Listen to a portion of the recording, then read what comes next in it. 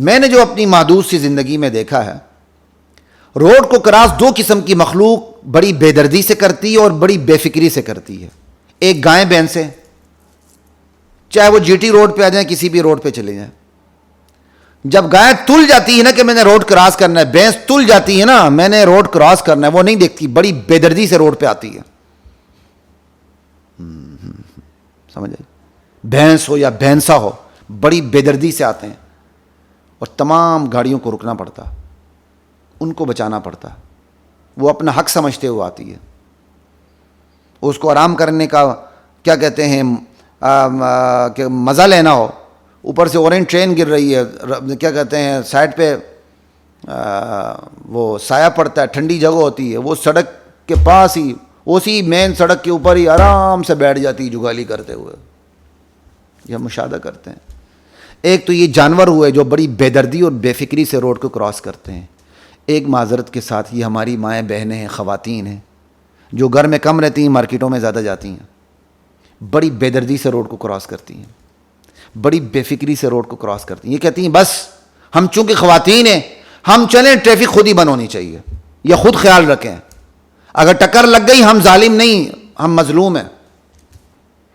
میں اس کی مثال اس لیے دے رہا ہوں، اسی کو اٹھا کے آپ پورے معاشرے میں دیکھ لیں. ایسا ہی ہے، گناہ ہم کرتے ہیں، ہم کہتے اگر ہمیں کچھ ہو گیا ہم کہتے ہیں نہیں ہم مظلوم ہیں، ہم نے اپنی گناہ کو تسلیم نہیں کرنا، ہم کہتے ہیں نہ بس صرف ہم مظلوم ہیں. انا للہ و انا الیہ راجعون. تو آج کی خواتین نظریں نیچے، کتنی خواتین ہیں جن کی نظریں نیچے ہوتی ہیں، اللہ توفیق عطا فرمائے. کتنے مرد جن کی نظریں نیچے ہوتی ہیں، اللہ توفیق عطا فرمائے. اللہ نگاہ پس رکھنے کی توفیق عطا فرمائے، نگاہ کو محفوظ رکھنے کی توفیق عطا فرمائے. ٹھیک ہے، لیکن ایمانداری سے میں بتاتا ہوں کہ کچھ عرصہ پہلے تک عورت باہر بھی آتی تھی نا، اس کی چال ڈال میں، اس کی گفتگو میں، اس کے چلنے میں، اس کے بولنے میں، باہر گھر سے باہر رکھے ایک ہچکچاہٹ ہوتی تھی، ایک شرماہٹ ہوتی تھی جو عورت کا اصل حسن ہے، نسوانیت ہوتی تھی. آج عورتوں کی ایک بہت بڑی تعداد ایسی ہے جب وہ گھر سے باہر نکلتی ہے اس کی چال میں نسوانیت نہیں مردانیت ہوتی ہے. آج سینہ تان کیسے چلتی ہے، اگلا خود رکے، تیری ایسی کی تیزی. عورت کے حقوق کا زمانہ ہے.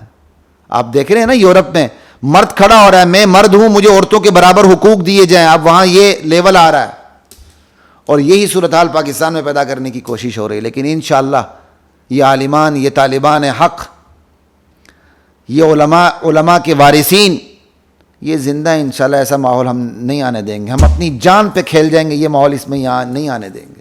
ہاں برائی کو روک نہیں سکتے، ہم پوری کوشش کریں گے، لیکن ایسا ماحول نہیں آنے دیں گے انشاءاللہ، اللہ تعالیٰ نے چاہا. تو وہ میں آپ کو بتا رہا تھا کہ آج کی خواتین کی بڑی تعداد باہر آتی ہے تو نہ اس کی چال میں نسوانیت ہوتی، نہ ڈھال میں نسوانیت ہوتی، نہ بول چال میں نسوانیت ہوتی، نہ چلنے میں، نہ روڈ کراس کرنے میں، نہ گاڑی میں بیٹھنے میں، نہ بولنے میں. اور اللہ تعالیٰ تو عورت کا کردار بتاتا ہے قرآن کریم کے اندر. تمشی علی استحیاء، شعیب علیہ السلام کی بیٹی تھی نا، حیا کی سواری پہ سوار ہوتے ہوئے آئی، یعنی اس کی چال میں حیا تھی.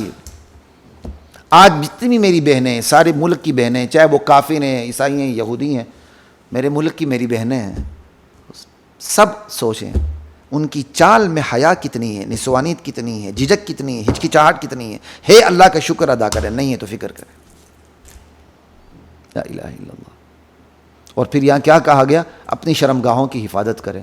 وہی میں نے کہا شرمگاہوں کی حفاظت، بدکاری سے بھی بچنا ہے. بدکاری کے جتنے اسباب ہیں سب سے بچنا شرمگاہوں کی حفاظت ہے، ورنہ نہیں ہوگی. میاں کے سامنے تو شلوار اور قمیض اور، اگر ایسا رویہ ہے، میاں کے قریب آئے تو ادرک اور لہسن کی بدبو آئے، ایسا رویہ ہے، اور گھر سے باہر نکلنا ہو تو سج دھج کے نکلیں، یہ رویہ ہے، تو پھر یہ شرمگاہوں کی حفاظت نہیں ہے. گھر سے باہر نکلیں بالکل سیدھا سادہ برقع ہونا چاہیے. آج تو برقعے بھی ایسے ہیں کہ ان کو برقعوں کی الگ سے برقعوں کی ضرورت ہے. یہاں کہا کہ شرمگاہوں کی حفاظت کریں، تو شرمگاہ لباس ایسا پہنے کھلا ڈلا، جسمانی ساخت کا پتہ نہ چلے، مختصر نہ ہو، پورا جسم ڈھکا ہوا ہو، چال میں نسوانیت ہو، مردانیت نہ ہو. یہ ساری چیزیں یہ عورت کے بارے میں کہا گیا. ٹک ٹاکرز ان کی پابندی کرتے ہیں؟ ممکن ہے ان سے کریں تو ان کے ویڈیوز کون دیکھے گا؟ لا الہ الا اللہ ولا یبدین زینتہن، اور اپنی زینت کو ظاہر نہ کریں. جب تک زینت ظاہر نہ ہو، نہ لڑکے کا ٹک ٹاک ویڈیو بنتی نہ لڑکی کی بنتی ہے. انا للہ و انا الیہ راجعون. اور پھر یہ کہا گیا قرآن کے اندر وقرن فی بیوتکن، یہاں تک کہ ازواج مطہرات کو خطاب کر کے قیامت تک آنے والی تمام ماؤں بہنوں بیٹیوں کو یہ سمجھا دیا گیا تمہاری اصل جگہ تمہارے گھر ہیں.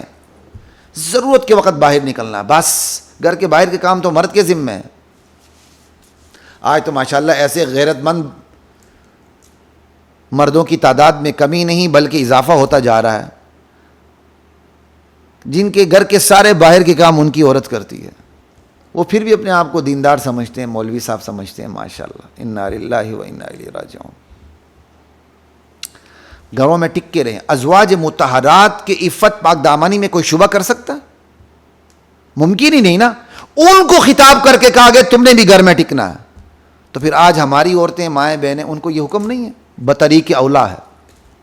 تو گھروں میں ٹک کے رہیں گے تو ٹک ٹاک بنے گی، وہ ٹک ٹاکر بنیں گے. یہ حکم مردوں کے لیے بھی عورتوں کے لیے بھی. جو حکم مردوں کے لیے مردوں کے لیے، جو حکم عورتوں کے لیے عورتوں کے لیے. تو ٹک ٹاکر بن کے قرآن و سنت کی تعلیمات پر عمل ممکن ہی نہیں ہے. یہ بات یاد رکھیے گا. اچھا خواتین و حضرات، اب ایک اور سوال کرنے لگا ہوں، سینے پہ ہاتھ رکھ کے خود ہی جواب دیجیے گا. کیا عائشہ اکرم، نام نہیں لینا چاہیے لیکن مجبور ہو کر لے رہا ہوں کیونکہ مینار پاکستان کا واقعہ اس کے ساتھ جڑا ہوا، قوم کی بیٹی ہے، مجھے اس پر کوئی معذرت خواہانہ رویہ اپنانے کی ضرورت نہیں. نہ اللہ کا شکر ہے میں نے کبھی ایسا رویہ اپنایا ہے، نہ اللہ مجھے ایسا رویہ اپنانے کی نوبت، اللہ کسی نوبت سے مجھے دوچار کرے. اللہ میری حفاظت کرے. عائشہ اکرم قوم کی بیٹی نہیں ہے. قوم کی بیٹی قوم کی ترجمان ہوتی، قوم کی شناخت ہوتی ہے. میں اپنی شناخت ایسی گندی عورت کے ساتھ کروانے کے لیے تیار نہیں ہوں کہ یہ گندی عورت میری شناخت بنے، میری ترجمان بنے. یہ قوم کی بیٹی نہیں ہے جو اپنے جسم اور اپنے لباس اور اپنی اداؤں کے ذریعے نامحرم کے ہاتھوں میں باہوں میں کھیلتے ہوئے ٹک ٹاک ویڈیو بنائے. وہ قوم کی بیٹی ہے. قوم کی ایسی بیٹیوں پر اللہ کی لعنت پڑتی ہے، اس کے رسول کی لعنت پڑتی ہے، پورے معاشرے کی لعنت پڑتی ہے. یہ قوم کی بیٹیاں نہیں ہیں. قوم کی بیٹیاں عفت و عصمت پاک دامنی کی حفاظت کرنے والی، حیا کے ماحول میں رہنے والی قوم کی بیٹیاں. قوم کی بیٹی وہ فلسطینی خاتون ہے جو مکان کے ملبے سے باہر نکلتی ہے، اس کے پورے برقعے کے اوپر مکان کے ملبے کی مٹی ہی مٹی ہے. جب اس ملبے سے باہر نکلتی ہے ہاتھ ایسا کھڑا کرتی، خبردار مجھے کوئی ہاتھ نہ لگائے، میں بالکل ٹھیک ہوں. نوجوان اس کے ساتھ کھڑے ہیں، کوئی اسے ہاتھ نہیں لگا رہا. قوم کی بیٹی کہلانے کا ایسی فلسطینی خاتون کو ہے، ایسی پاکستانی خاتون کو ہے. اگر ایسی خاتون غیر مسلم بھی ہے تو خدا کی قسم وہ بھی ہمارے ماتھے کا جومر ہے. قوم کی بیٹی ایسی بیٹی ہے، چاہے وہ عیسائی ہو یہودی ہو کوئی اور ہو.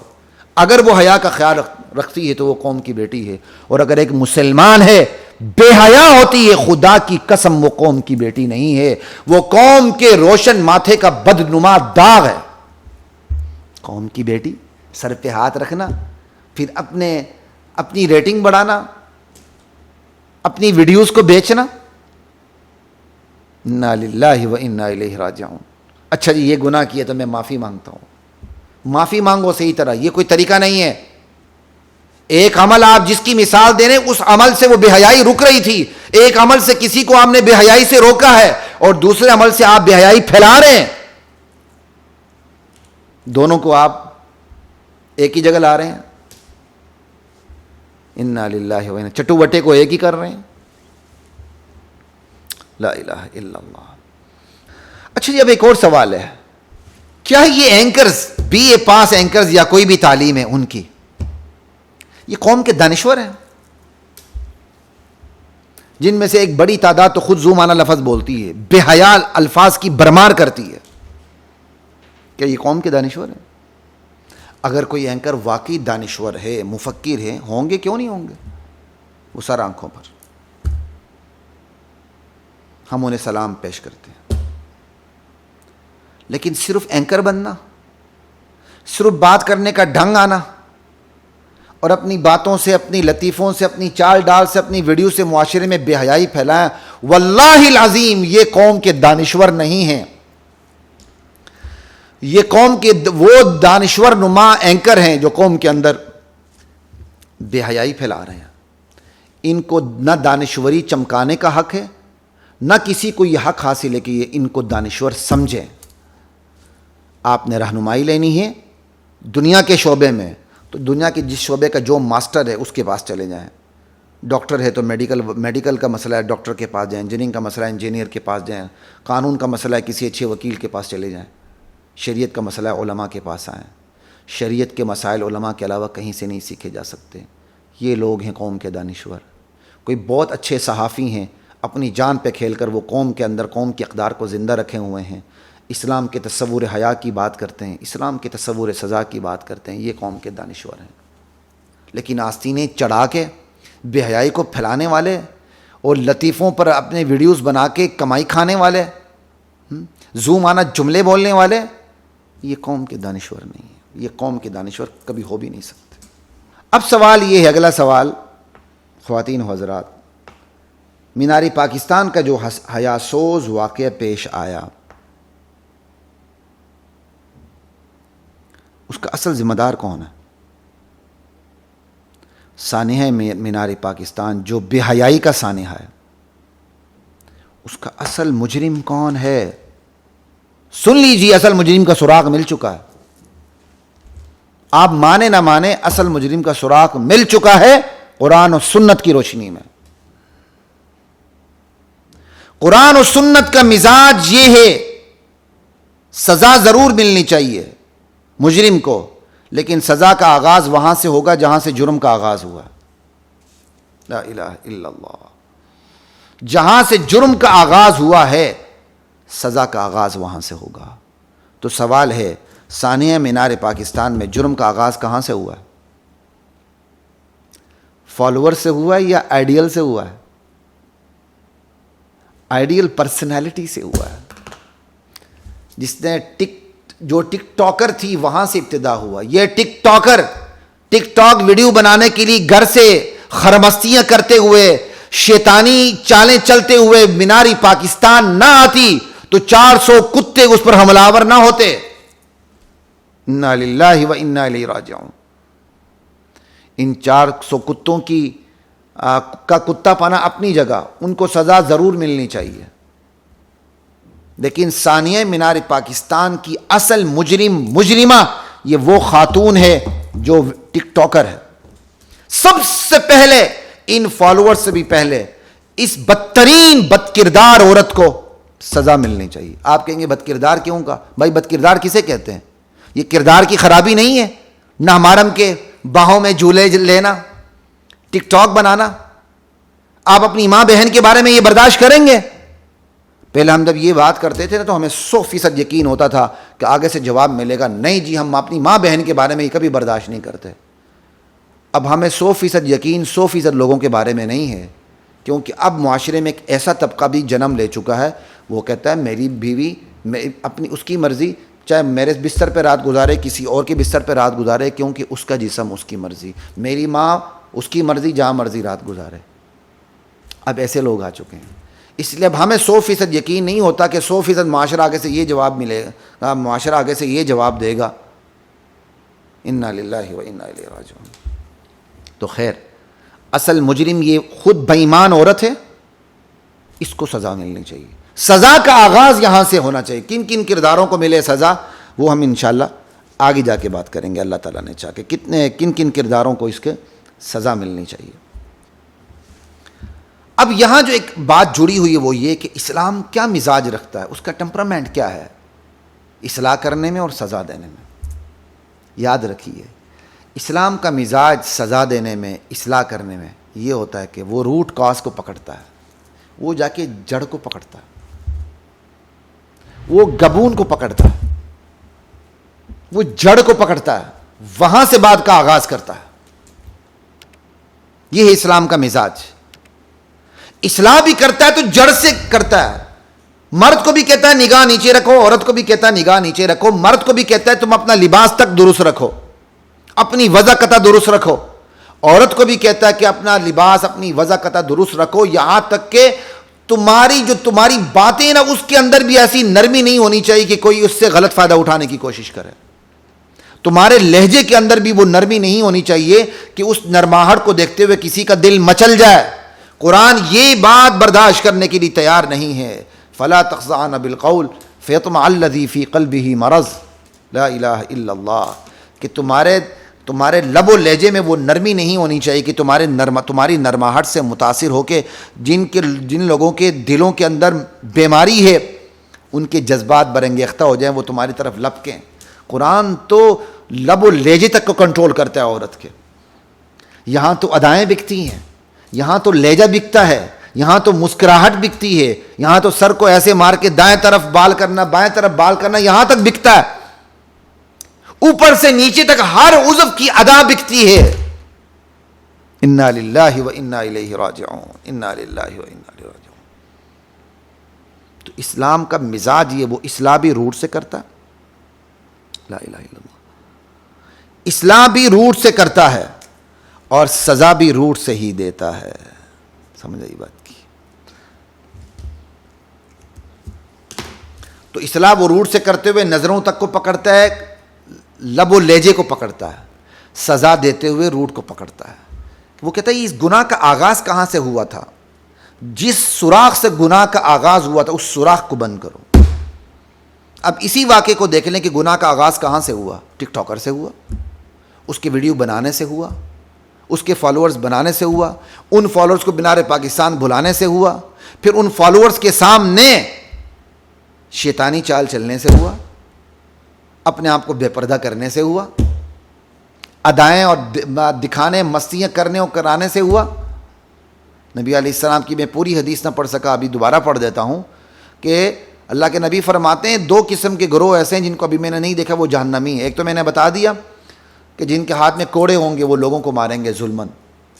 دوسری وہ عورتیں لباس میں بھی ہوں گی, بے لباس ہوں گی. لابسات عاریات مائلات ممیرات, مائل ہوں گی, مائل کریں گی.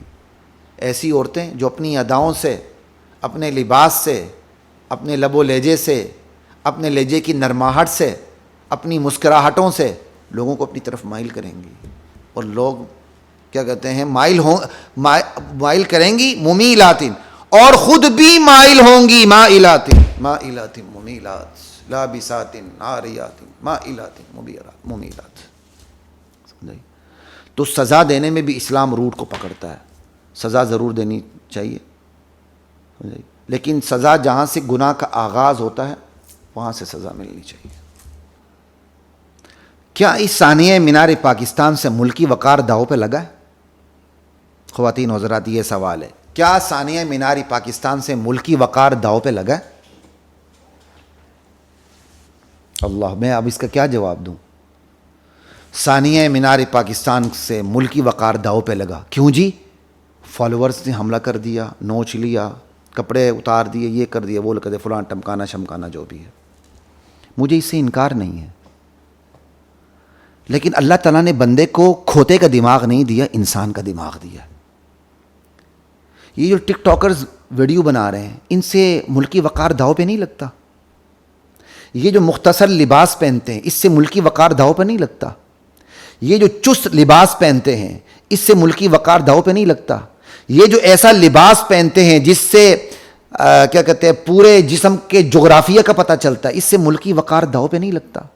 یہ جس قسم کی ادائیں پیش کرتے ہیں چاہے لڑکا ہو چاہے لڑکی ہو, اس سے ملکی وقار داؤ پہ نہیں لگتا. یہ جو حیاسوز ویڈیو بناتے ہیں صرف کمانے کے لیے, اس سے ملکی وقار داؤ پہ نہیں لگتا. انا للہ و انا الیہ راجعون. خدا کے لیے یک طرفہ ٹریفک نہ چلائے, ون وے ٹریفک نہ چلائے. خدا کے لیے ملکی وقار داؤ پہ لگتا ہے, لیکن جہاں لگتا ہے آپ تو وہ خود کام کرتے ہیں. سب سے پہلے ملکی وقار کس سے داؤ پہ لگا؟ ویڈیو بنانے سے لگا, بے حیائی کی اداؤں سے لگا. وہاں تو خیال ہی نہیں آتا, اس سے تو ملکی وقار داؤ پہ نہیں لگتا جی. یہ تو ماڈرنائزیشن ہے, انا للہ و انا الیہ راجعون. یہ تو جدت ہے, یہ تو اظہار آزادی رائے اور اظہار آزادی عمل ہے. انا للہ و انا الیہ راجعون. جن جن چیزوں سے ملکی وقار داؤ پہ لگتا ہے وہ قرآن کریم سے پوچھیں, وہ جا کر ٹک ٹاکر سے نہ پوچھیں, یہ اینکر نما دانشوروں سے نہ پوچھیں, قرآن و سنت سے پوچھیں کہ ملکی وقار کن کن چیزوں سے داؤ پہ لگتا ہے, آپ کو پتہ چلے گا. لا الہ الا اللہ. صرف ملکی وقار داؤ پہ نہیں لگتا, قوم میں بیماریاں پیدا ہوتی ہیں, قوم جسمانی روحانی طور پہ مفلوج ہو کے رہ جاتی ہے. نبی کریم صلی اللہ تعالی علیہ وسلم کا فرمان ہے, لم تظہر الفاحشۃ فی قوم قط حتی یعلنوا بها. جو قوم اعلانیہ فحاشی اور بے حیائی پر اتر آتی ہے, اعلانیہ بے حیائی اور فحاشی پر اتر آتی ہے, الا فشا فیہم الطاعون, اس قوم میں سزا کے طور پر اللہ طاعون کی وبا ڈال دیتے ہیں, والاوجاع, ایسی بیماریاں اللہ ڈال دیتے ہیں, التی لم تکن مضت فی اسلافہم الذین مضوا, جو ان کے آباء و اجداد میں نہیں گزری ہوتی. نت نئی بیماریاں اعلانی فحاشی کا نتیجہ ہوا کرتے ہیں. آج ایسی بیماریاں سامنے آ رہی ہیں, ان کا نام تک ہم نے نہیں سنا, نئے نئے نام رکھے جاتے ہیں. یہ ہماری بدعمالیوں کی سزائیں. اللہ تعالیٰ میرے اور آپ کی حفاظت کرے. تو یہ جو آج کل کے ٹک ٹاکرز ہیں بے حیا, ان سے نہ صرف ملکی وقار داؤ پہ لگتا ہے بلکہ ملکی صحت بھی داؤ پہ لگتی ہے. بلکہ نہ صرف ملکی صحت داؤ پہ لگتی ہے, ایسوں کو چونکہ خریدنا بھی آسان ہوتا ہے, ملکی سلامتی بھی داؤ پہ لگتی ہے. چونکہ اس سے نہ صرف اعمال میں بگاڑ آتا ہے, اعمال کا بگاڑ ایمان کی بگاڑ تک لے جاتا ہے, اس سے ایمان کی سلامتی بھی داؤ پہ لگتی ہے, حیا کی سلامتی بھی داؤ پہ لگتی ہے. پوری قوم, پورا معاشرہ مفلوج ہو جاتا ہے. تو ملکی وقار کہاں کہاں داؤ پہ لگتا ہے, سب کچھ سامنے رکھنا چاہیے. بیسمنٹ میں شراب پیتے ہوئے اوندے منہ باتیں کرنا, یک طرفہ گاڑی چلانا, دانشور بننا,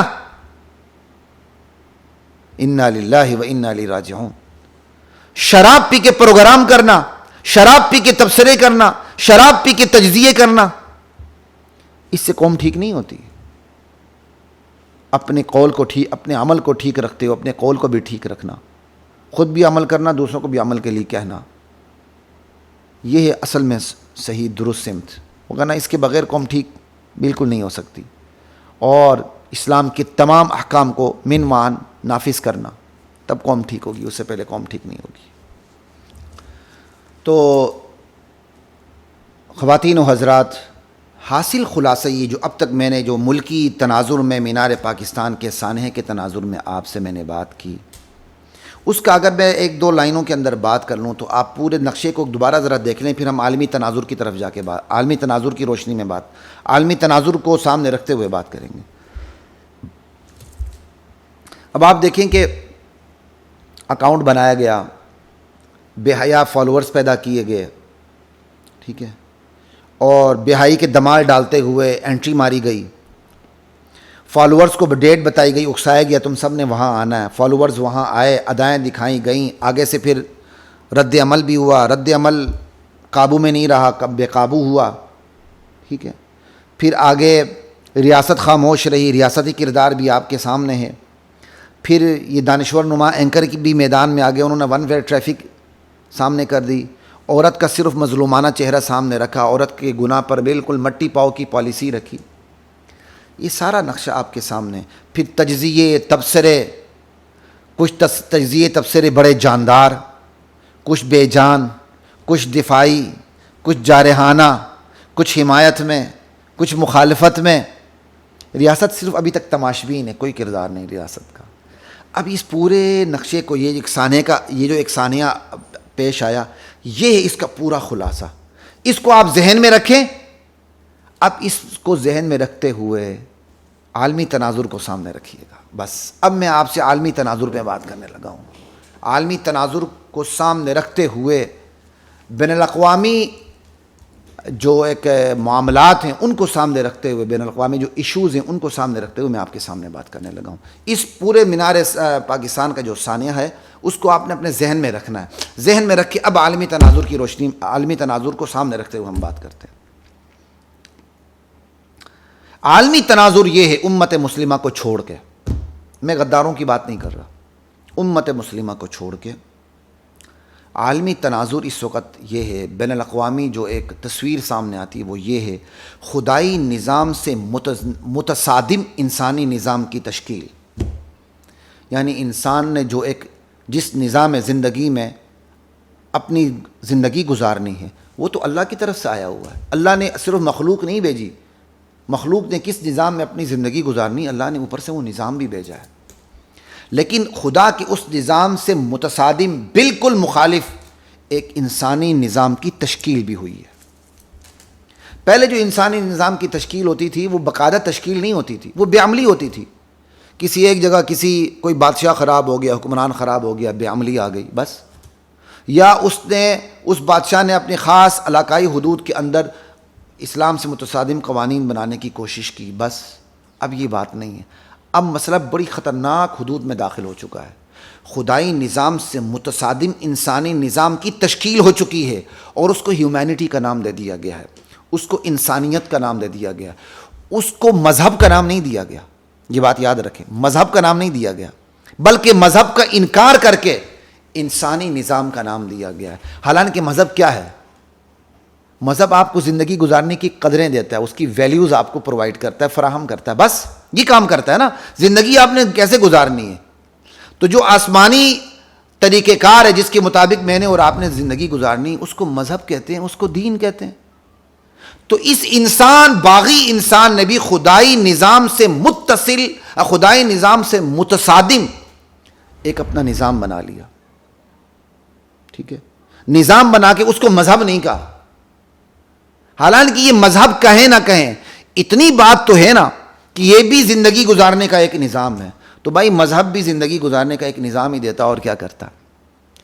اب یہ مذہب کہیں نہ کہیں خدائی مذہب کے مقابلے میں یہ انسانی مذہب ہے. ہیومینٹی، ہیومینزم، انسانیت، یہ خدائی مذہب کے مقابلے میں مکمل طور پر ایک مذہب ہے جو زندگی گزارنے کا مکمل آپ کو طریقہ فراہم کرتا ہے، اور یہ طریقہ خدائی نظام سے متصادم طریقہ ہے. اب آپ اس کو مذہب کہیں نہ کہیں ہے مذہبی. کیوں؟ مذہب آپ کو زندگی کی قدریں دیتا ہے، یہ بھی آپ کو زندگی کی قدریں دیتا ہے، کوئی فرق نہیں. فرق یہی ہے کہ یہ جو انسانی نظام ہے زندگی کی قدریں اپنی طرف سے دیتا ہے، خود ساختہ، اور جو خدائی نظام ہے، خدائی نظام میں زندگی کی قدریں ہمیں اپنی طرف سے نہیں ملتی، اللہ کی طرف سے ملتی ہیں اور ہم اس کو اپنانے کے پابند ہیں. یہ جو خدائی نظام سے متصادم نظام تشکیل پا چکا ہے، اس کا نعرہ یہ ہے انسان پر حکومت صرف انسان کر سکتا ہے بس، انسان کو قانون صرف انسان دے سکتا ہے بس، انسان کے لیے قانون سازی صرف انسان کر سکتا ہے بس، اور کوئی بھی نہیں. چونکہ انسان نے زندگی گزارنی، انسان نے سانس لینا ہے، انسان نے قدروں کو کیا کہتے ہیں اختیار کرنا یا پامال کرنا ہے، تو انسان پر مرضی انسان پر چلے گی، کسی اور کی نہیں. یہ سلوگن دے کے اللہ کی ذات کو نکال دیا گیا، انا للہ و انا الیہ راجعون. مرکزی جگہ اللہ کی جگہ انسان کو دے دی گئی، یہ ہے. اور ایک پورے نظام کی تشکیل کر دی گئی. اور اگر اس پورے نظام کو ایک جملے میں بیان کر دیا جائے تو وہ جملہ کیا ہے؟ میرا جسم میری مرضی. میرا جسم اللہ کی مرضی نہیں، میرا جسم میری مرضی. یعنی پورے جو انسانی نظام جو خدائی نظام سے متصادم جو تشکیل پا چکا ہے، اس کو اگر ایک ورڈ میں بیان، ایک جملے میں بیان کر دیا جائے تو میرا جسم میری مرضی ہے، مائی باڈی مائی چوائس. بس انسان پر صرف انسان کی حکومت اور کسی کی بھی نہیں. اس کو وہ مذہب کا دام دے نہ دیں، وہ خود ایک مذہب ہے. مذہب کی غلامی اختیار کرے نہ کریں، انہوں نے انسان کے بنائے ہوئے مذہب کی غلامی اختیار کر لیے. جو اس کی بات کرتے ہیں وہ حدود و قیود کی بات کرے نہ کریں، لیکن وہ حدود و قیود آ چکی ہیں، ان کو وہ اختیار کر چکے ہیں. یہ ایک الگ پوری ایک بحث ہے.